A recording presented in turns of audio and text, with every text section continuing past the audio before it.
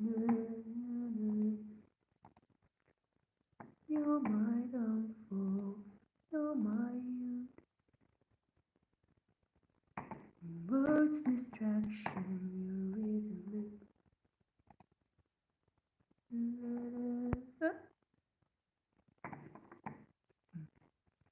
For me, alright, I know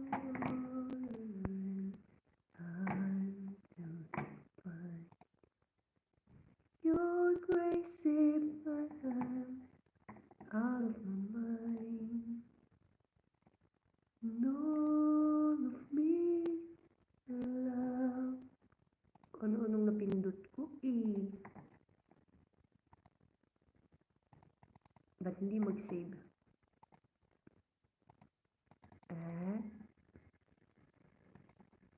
Ba't tayo mag-save?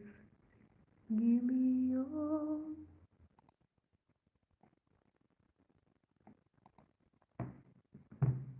Save.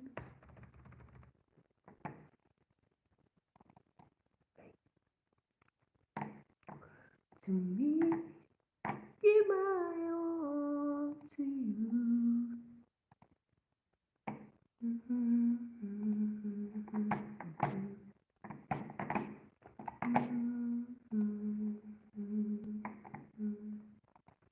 I'll give you all of me.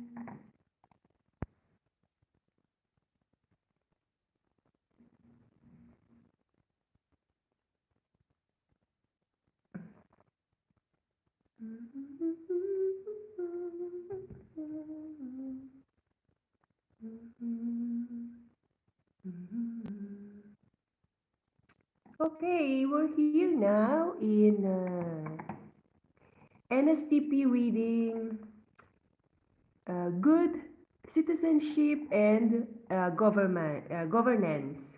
So we're here now in Nstp reading Good Citizenship and Governance. Ayun, nag-e-echo ako. So we're going to start here sa ating reading now.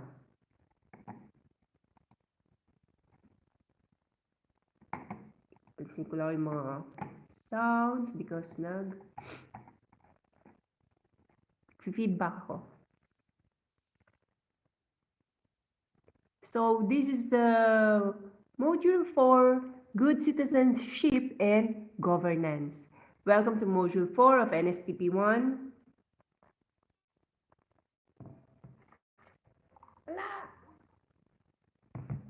This part of the module will tackle good citizenship and governance. It will specifically discusses morals of good citizenry, good Filipino citizen, the good citizenship value cluster, and good governance. At the end of this module, we will be able to, number 1, recognize the role of the youth in the nation building. Number 2 is illustrate the importance of faith and family in the face of changing society. Number 3 is explain the essence, love, freedom, peace, honesty, and sincerity, and justice. Number 4 is analyze the value of unity, equality, respect for law and government, patriotism, and promotion of common good for the progress and development of the society.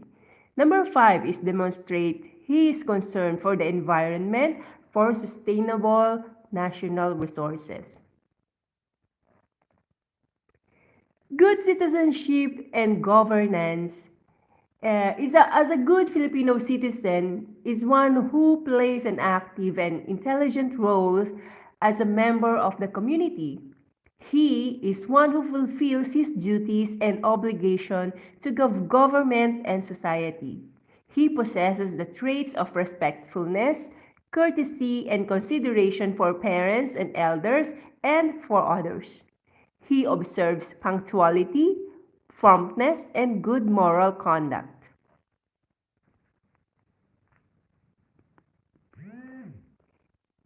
You can become good citizen By living in accordance with the good citizenship values we can derive from the preamble of 1987 Constitution, we, the sovereign Filipino people, imploring the aid of the Almighty God in order to build a just, humane society and establish a government that shall embody our ideals and aspirations, promote the common good, conserve and develop our patrimony, and secure to ourselves and our posterity and blessing of independence and democracy under the rule of law of the regime of truth, justice, freedom, love, equality, and peace, do ordained and promulgated with Constitution. Nstp Module 1, Lesson 1, 2010.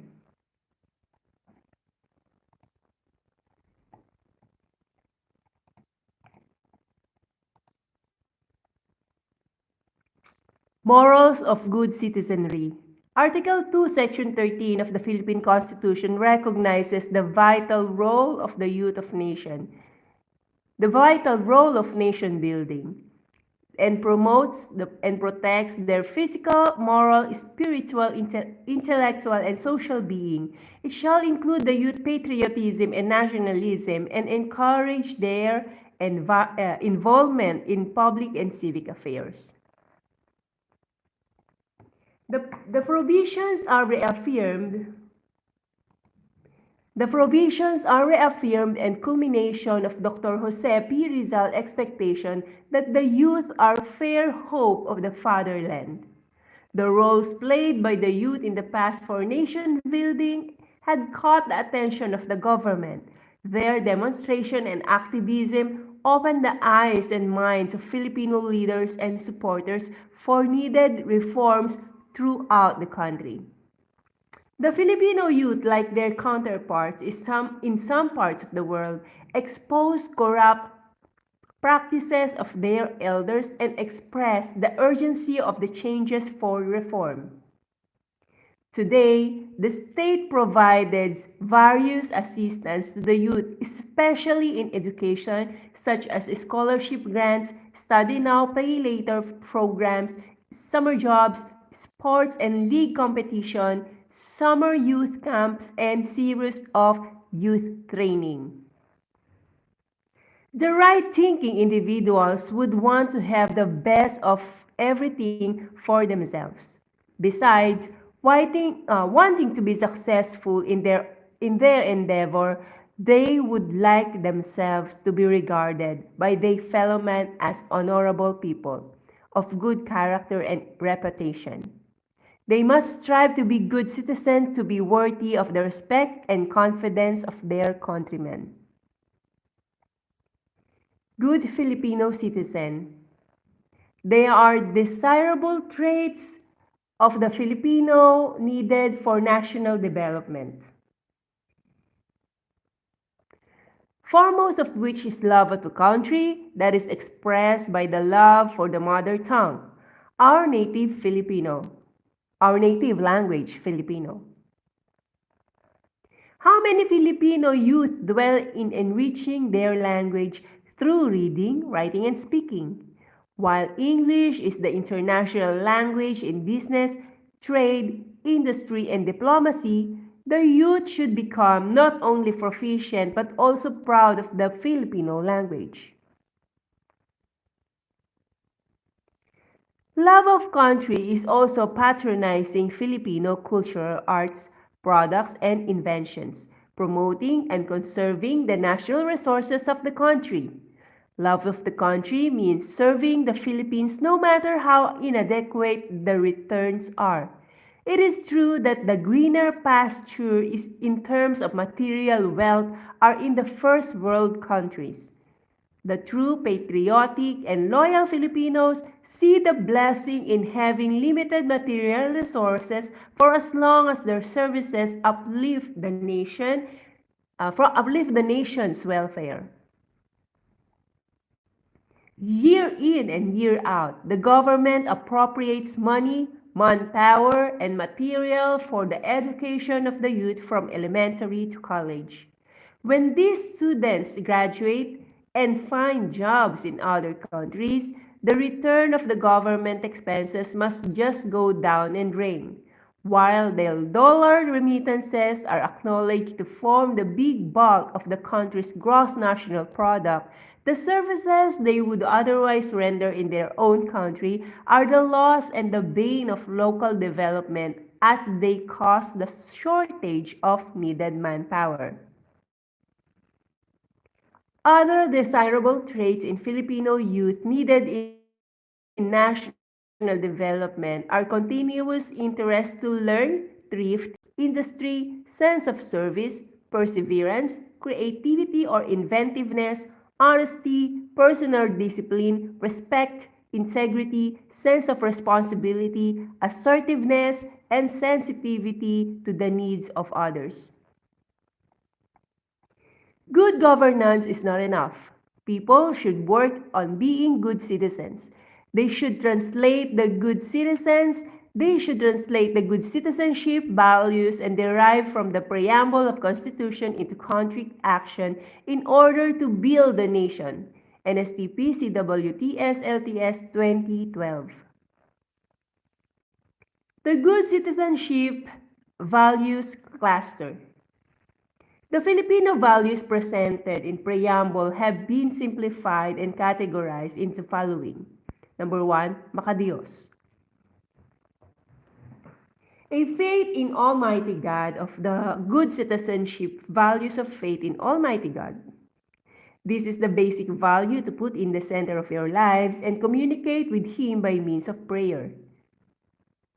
You should look to Him as your ultimate source, one with infinite power to help you in your work, to enable you to meet your needs and to get you of trouble in crisis.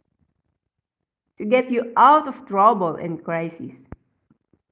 With this experience, you become fully aware of the things you can accomplish when you live a life of faith. It is ironic, however, that in country where citizens are innately makadiyos, they are committed each day many acts violating the laws of God.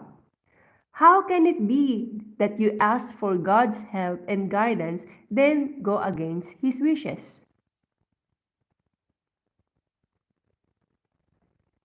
B. Respect for life. The good citizenship value of respect for life. Your life and own humanity is a gift from God, created from His own image and likeness, which makes you a person of worth and dignity as person as you grow. Again. Letter B, respect for life. The good citizenship value of respect for life.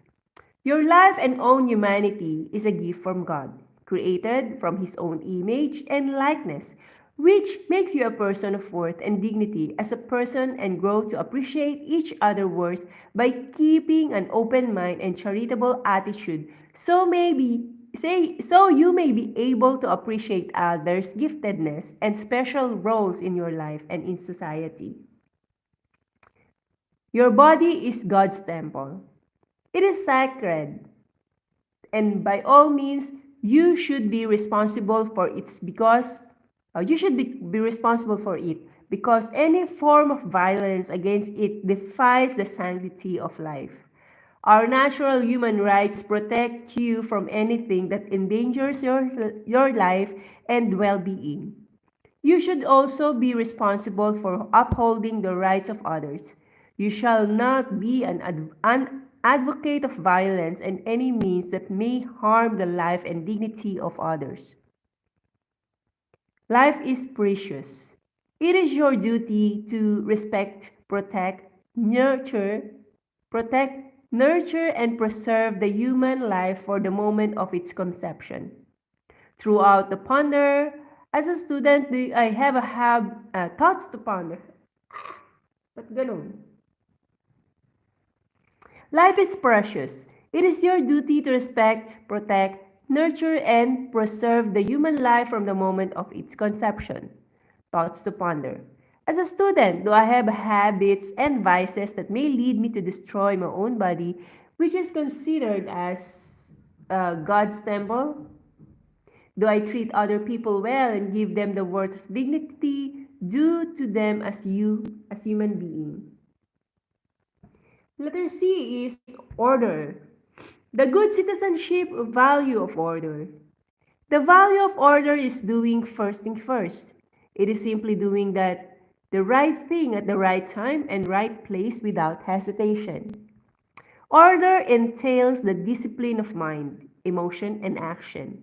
We need this so that we can live peaceful, successful, and productive life. Otherwise, it will trigger a situation of panic, unrest, confusion, havoc, and anarchy. You should understand that the value of order is important in your quest to improve yourself as citizen.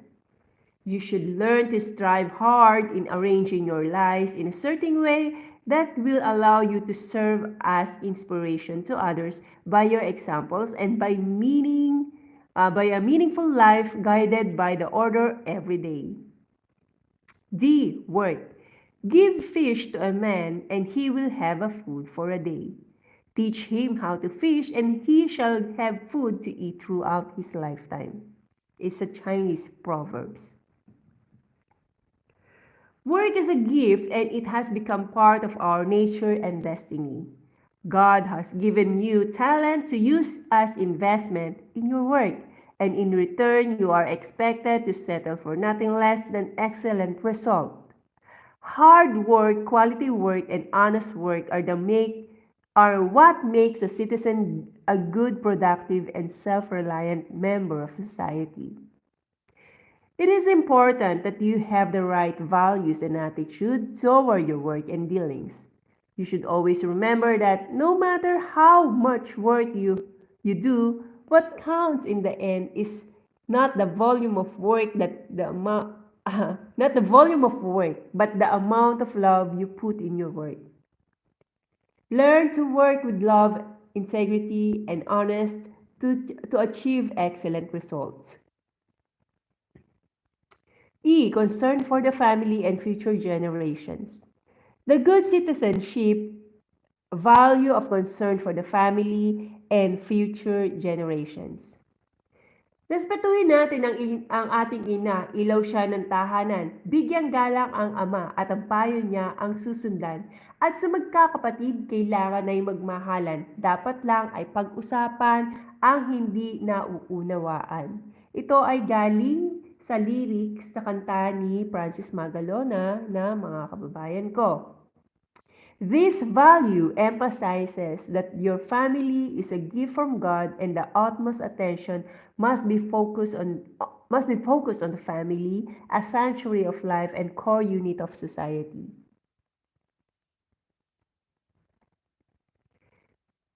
You draw inspiration and strength from your family, and in return, you are expected to do your responsibilities as a member of the family to keep it intact and strong against the forces that tend to destroy its values and sense of unity. A family is worth more than any worldly gain. Be vigilant and possess the resolve to always value your family as your most precious gift next to your life. Be strengthened by love, understanding, and mutual respect for all members of our family. 2. Pagkamakatao. Love means so much to us. Love is simply the answer to our many questions during these trying times. It is by love that you care, respect, accept, forgive, and trust. But why is it that our nation has never moved forward if we all have love within us? Letter A.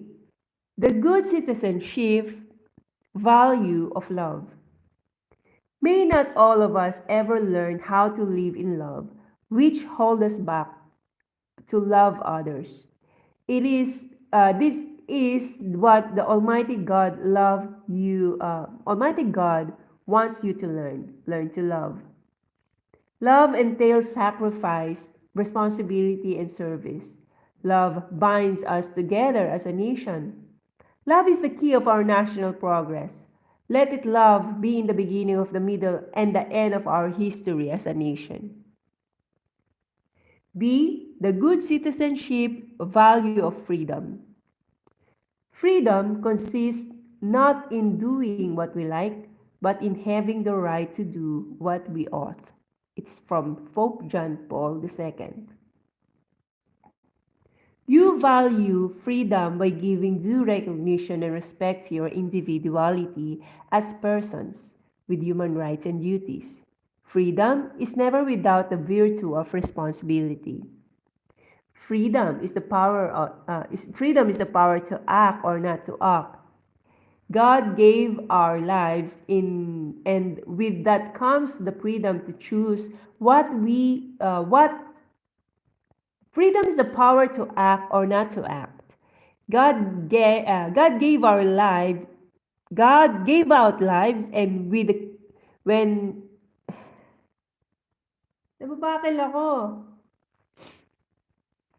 Freedom is the power to act or not to act. God gave out lives, and with that comes the freedom to choose, and with that comes the freedom to choose what you want to make with it. The freedom our nation is enjoying now, the fruits of love, hardship, and sacrifices of our ancestors, EDSA 1 and EDSA 2 are examples of events in our history as a nation that showed how we protected our freedom from tyrant leaders and anarchy. You should practice freedom with a clear understanding of its limits, with a sense of discipline and chastity, which will lead you to love your fellow men, understand their plight, and do what is good and right while avoiding what is wrong and evil. The good citizenship value of peace. Peace means serenity of mind, simplicity of heart, and tranquility of soul by St. Augustine.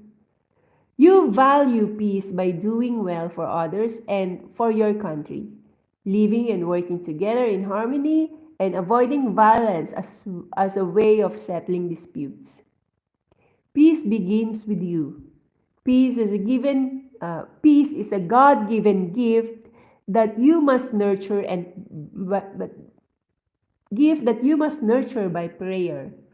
This can be attained and sustained when you develop a deep consciousness of your faith in God, concern for your fellow men, loyalty to your country, and respect for your environment. You should be a person of peace, a builder of You should be a person of peace, a builder of harmony among your fellow men. You should strive hard to foster the value of peace in your personal endeavors.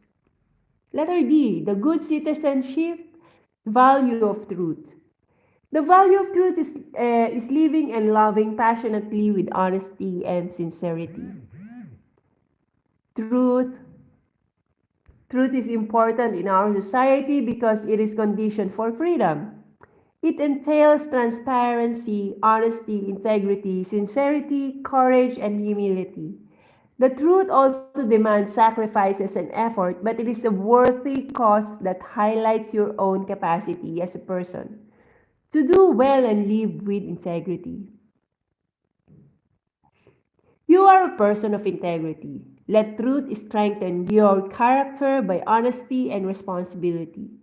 Honesty should be applied in your all roles in life because the truth will set you free and it should always prevail. There is no truth and no good lies. Letter D, the good citizenship value of justice. The value of justice by means of promoting ethical practices that enhance the essence of social justice. It also means the promotion of a healthy and human working conditions, fair and legal labor practices, correct use of power, moving purposefully away from rampant corruption and other evils. Justice is important in our lives because it ensures us that our society foster an atmosphere that respects human dignity, security, and one that allows every person equal opportunity to pursue posterity, development and happiness. Let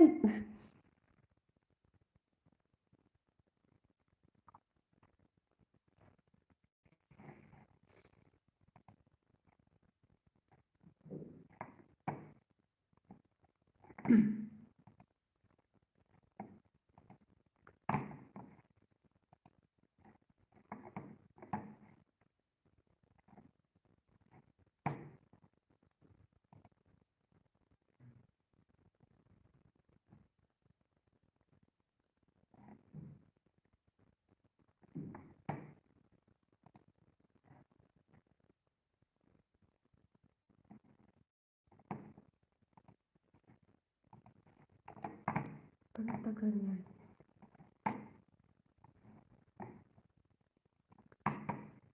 Okay.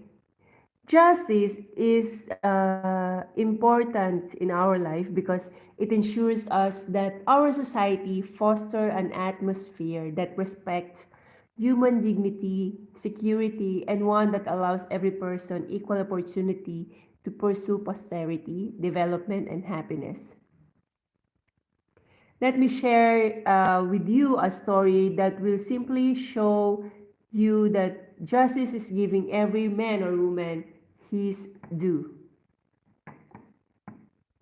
his or her due. Let us take his story. Let us take this story as an example.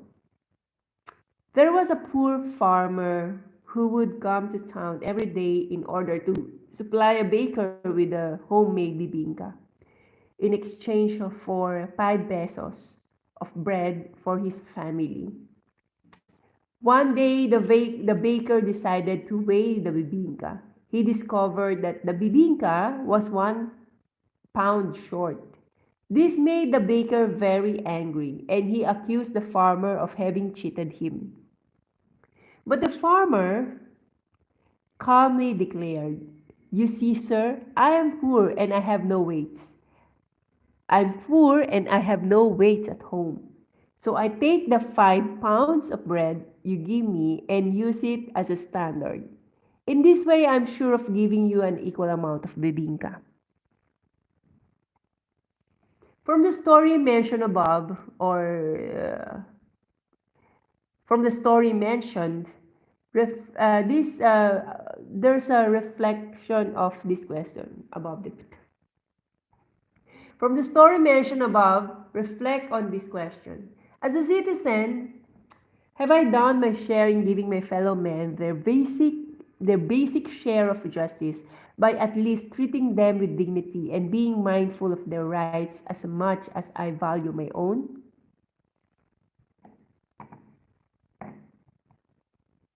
Number 3, pagkamakabayan. A good citizenship, value of unity. When you say unity is a good citizenship value, you mean that all Filipino citizens are expected to be one of the people. It also means that's you. You that want that you.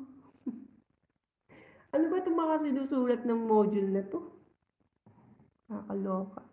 When you say unity is a good citizenship value, when you say unity is a good citizenship value, you mean that all we Filipino citizens are expected to be one as a people.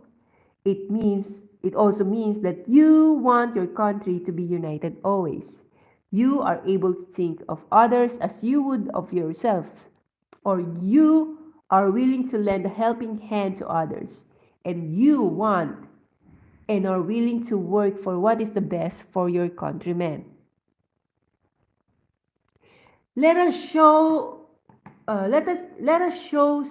what whether in Let us shows that whether in our country or organization, civic or church, we ought to be united, for the devil, like the praying lion, divides and conquer. A kingdom divided against itself cannot stand. You should put aside division and agree to work as one. This is not easy to do, but it is something you must do. It is a heroic task, but remember, you are called to be hero. This time for heroes. The good citizenship value of equality. There will never be real equality so long as one feels inferior or superior to another. The good citizenship value of equality. There will never be a real equality so long as one feels inferior or superior to another. By Mahatma Gandhi. This value means treating one another with equality and utmost dignity, respect for fellow human being, regardless of religion or cultural orientation, sex, social status, race, and whatnot. All men are created equal and have every right to be treated fairly in the interest of love and justice. As good citizens, you should therefore refrain from making a rational judgment of people. Act conscientiously and decisively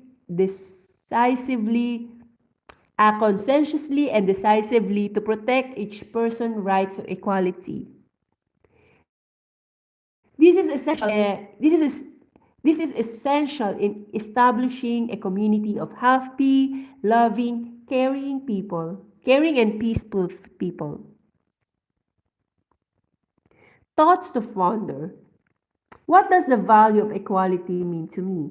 How important it is to me?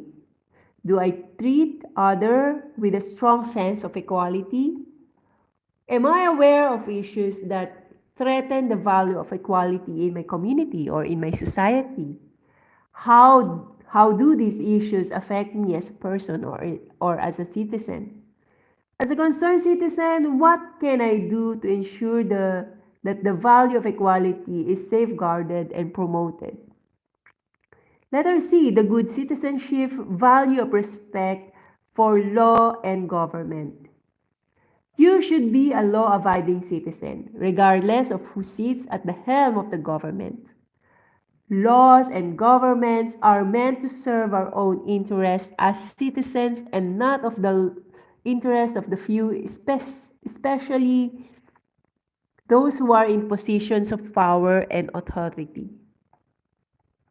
You should seek ways to know the laws more so that you may be able to follow them with more understanding, and also strive hard to appreciate the government and its function so that you can contribute to the efforts of improving the lives of our countrymen. You should not allow your values to be compromised by illegal acts and practices. Strive to take a critical stand in making a decision to follow laws and appreciate the work of government. Letter D, the good citizenship value patriotism or patriotism. Patriotism means that you should be a good citizen, ever vigilant for the welfare of your country.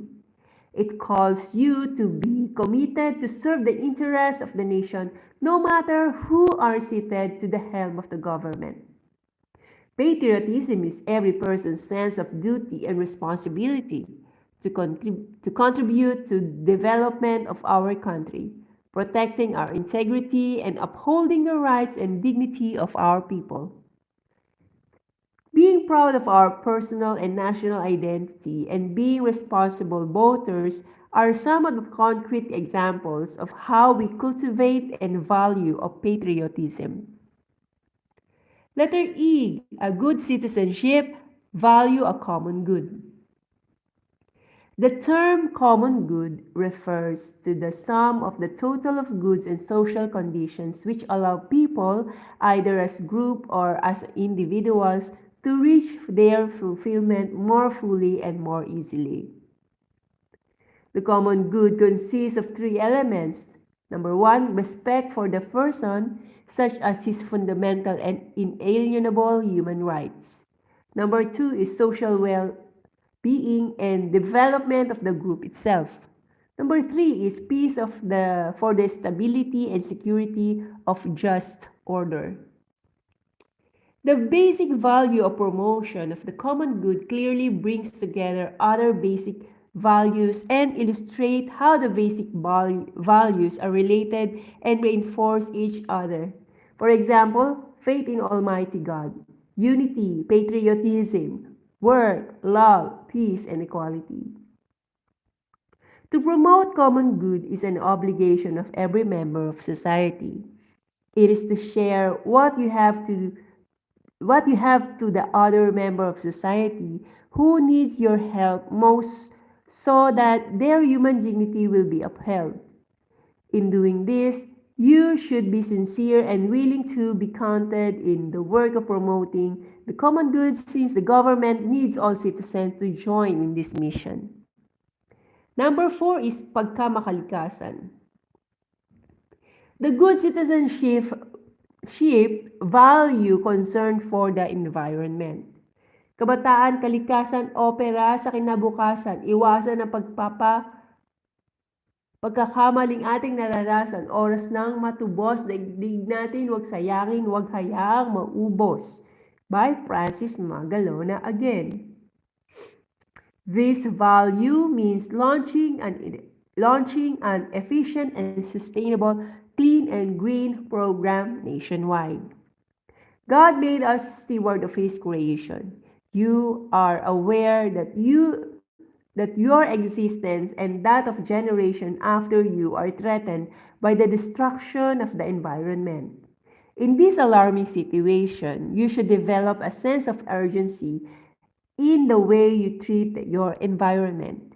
Respect the integrity of creation by means of using all environment resources properly and prudently.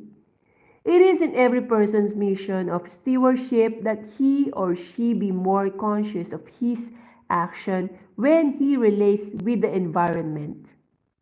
You should treat Mother Nature as your own mother and masterpiece, giving it great care and appreciating its wonders and beauty. The act could be as simple as throwing the candy wrappers on the garbage can instead of car or jeepney windows, avoiding the use of plastic, reusing your old clothes instead of buying new ones, and the likes. Nature is God's grace to you. That's why you should take care of it so that you will have clean air to breathe, clean water to drink, and clean ocean to launch adventure, and above all, a life that healthy and future worthy to be shared to the next generation. These are the values embedded in the preamble of 1987 Philippine Constitution. This module clearly explained that the meaning of the values and responsibility we have to do to be a good citizen of the Philippines.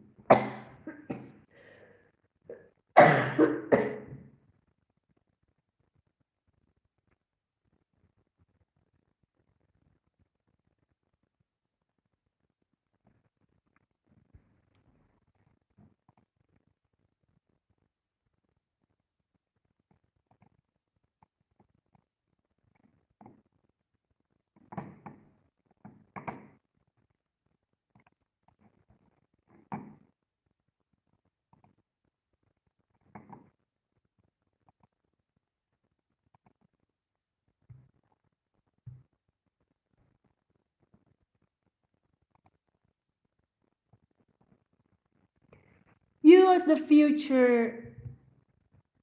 future movers of our country and parents of the future are called to dedicate yourself in the service of our nation and motivate others by exemplifying the values of good Filipino citizens. Nstp Module 1, Lesson 1, 2010.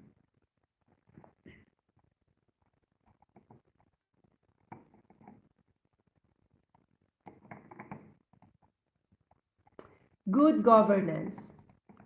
Governance is the exercise of power or authority. political, economic, administrative, or otherwise, to manage a country's resources and affairs. It comprises the mechanisms, processes, and institution through which citizens and the group articulate their interests, exercise their legal rights, meet their obligation, and mediate their differences. Good governance means competent management of a country's resources and affairs in a manner that it is open, transparent, accountable, equitable, and responsive to people's needs. There are two key elements of good governance. Number one is political principles.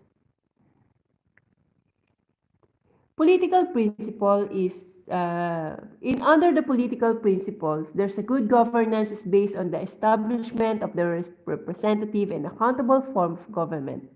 Good governance requires strong and pluralistic civil society where there is freedom of expression and association. Good governance requires good institution, set of rules governing the action of individuals and organizations and the negotiation of differences between them. Good governance requires the primacy of the rule of law, maintained through an impartial and effective legal system. Good governance requires a high degree of transparency and accountability in public and corporate processes. A participatory approach to service delivery is important for public services to be effective. Number two is economic principles. Under economic principles, there's a good governance requires policies to promote broad-based economic growth, a dynamic private sector, and social policies that will lead to poverty education. Economic growth is the best achieved in efficient, open, market-based economy. Number two is investment in people is a high priority through policies and institutions that improve access to quality education, health, and other services that underpin a country's human resource based. Effective institution and good corporate governance are needed to support the development of a competitive private sector. In particular, for market function, social norms are needed that respect contract and property rights. Number four is careful management of the national economy is vital in order to maximize economic and social advancement. Good governance is an essential precondition for sustainable development. Various countries that are quite similar in terms of their natural resources and social structures have shown strikingly different performance in improving the welfare of their people. Much of this attributable to standards of governance. Poor governance stifles and impedes development. In countries where there is a corruption, poor control of public funds, lack of accountability, abuses of human rights, and excessive military influence, development inevitably suffers. One element of good governance that is needed for sustainable development is an economy that operates in an ethical, accountable, and appropriately regulated environment, which facilitate competition in marketplace. Without this, there is no driver for economic growth and sustainable development will not be possible. A dynamic private sector operating in a properly functioning competitive market system creates jobs and income, generates wealth, and health ensures that resources are used efficiently. Glossary, we have bane, meaning to say it's death or destruction or ruins. We have all here the references and supplementary materials, Nstp, CWTS, LTS, Kilang Alexander et al. Jim Syville, publication, Malabon City, copyright 2012, ISBN 978-971-0508-754. Nstp Module 1, Lesson 1, 2010. So it's from scribe.com, June 2017. Modules of Good Citizenship Values, it's unpublished by Sister Soriano Luz Emmanuel R.A., Commissioner Chairperson, Institution Building Team 2004. And the Bain, it's from the dictionary, www.dictionary.com, browse Bain, June 2017. That's all for the good governance and good citizenship. Paalam! Thank you!